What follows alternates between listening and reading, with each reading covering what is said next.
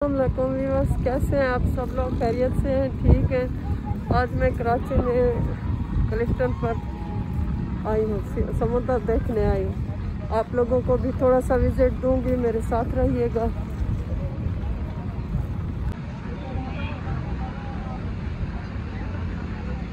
ये समुद्र के पास हम जा रहे हैं। ये देखें, ये इतना रश है समुद्र का।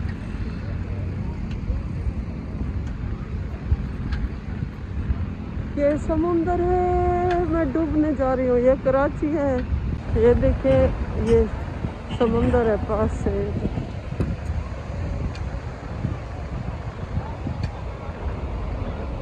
ये समुंदर का शोर मचाता पानी है। ये देखें, ये ऊँट वगैरह है।